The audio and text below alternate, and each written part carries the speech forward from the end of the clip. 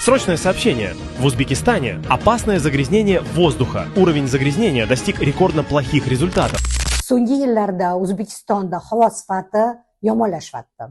Shu sharoitda biz bolalarimizni qanaqa himoya qilishimiz kerak? Siz havo sifatini nazorat qilishingiz kerak. Ko'chada chang, to'zon bo'lsa, zarurat bo'lmasa bolani ko'chaga chiqarmang. Zarurat bo'lib bola ko'chaga chiqib ketayotgan bo'lsa, albatta niqob taqish kerak va bolaga tayinlaymiz. Yugurma, jadal o'yinlarni o'ynama, sport mashg'ulotlarini tavsiya etmaymiz.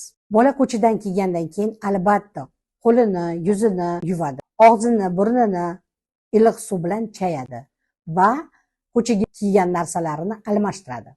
Bu usullar nima uchun qilinadi?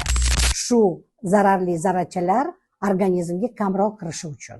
Kichkina bolalar uyda o'tiradi. O'shaning uchun biz uyni havosini yaxshilaymiz.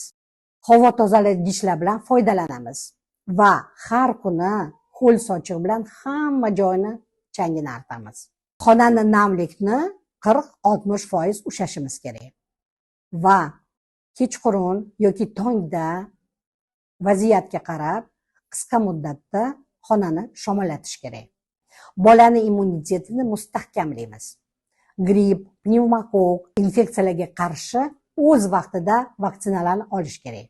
Bolaga vitaminlarga boy, antioksidantlarga, omega 3 mahsulotlarni ko'proq ratsionga kirgizish kerak va bolaga ko'p qultumlab iliq suv berish kerak.